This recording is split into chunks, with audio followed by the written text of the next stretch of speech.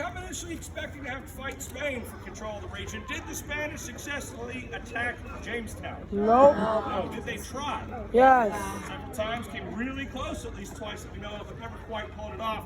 So who did the English end up fighting with instead? The The native population, exactly right. The Powhatan chiefdom in this particular instance. And Powhatan warrior is most likely going to be using what weapon system to try to get rid of Englishmen? Bow and arrow Bow spear. and arrow, with which they're going to start training around age 5 or 6. So by the time they're old enough to fight, late teens, early 20s, how good are they going to be? Very good. Real good. One of the Englishmen here writes, as far as he's concerned, they are the best archers in the world.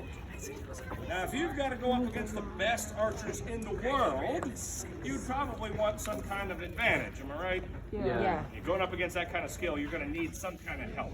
The English felt that this weapon gave them some advantages. So let's investigate that. Which do you think is going to shoot further, the musket or the bow?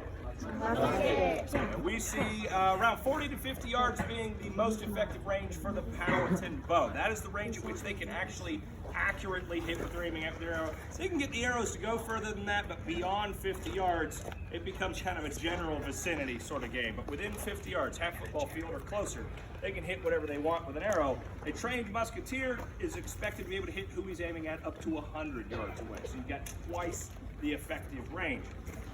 Which do you think is going to do more damage, the bullet or the arrow? This is a weapon engineered to replace archery on the battlefields of Europe for a number of reasons, including armor's gotten a little too good for arrows to get through by the 16th century, and so firearms are being engineered to be able to fix that problem.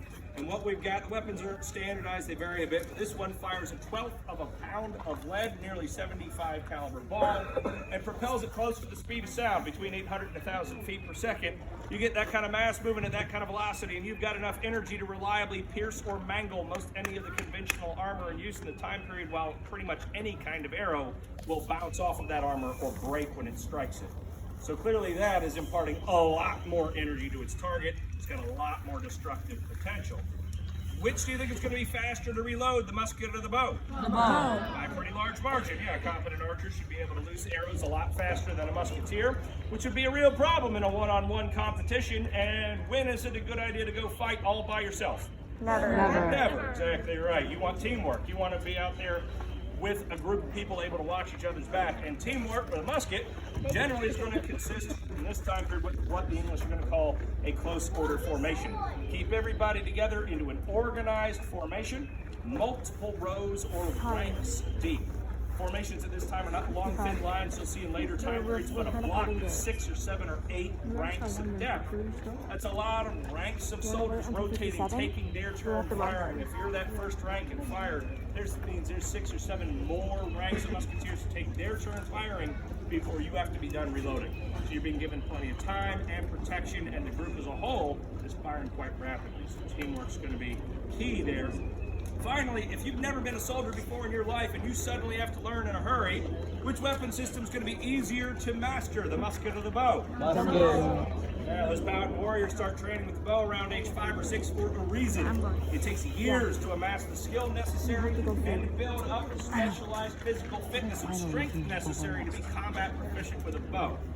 You don't need to be particularly strong to wield a musket. 10 to 15 pounds is typically all that's necessary, and it doesn't require a tremendous amount of skill. A matter of weeks is all that's necessary to make a man proficient with it, and if you have the mental acuity to tie your own shoes, I guarantee you can handle everything necessary to operate this weapon. So ease of use, range, and hitting power. Those are going to be the key advantages the English are going to rely on here. Now the operation of the musket, presumably you're going to want to fire it more than once. Ammunition typically is going to be carried in the bandolier. We're going to go ahead and go through the loading process again here to show you what all of this does. First thing you're going to do is prime the pan and clear the weapon.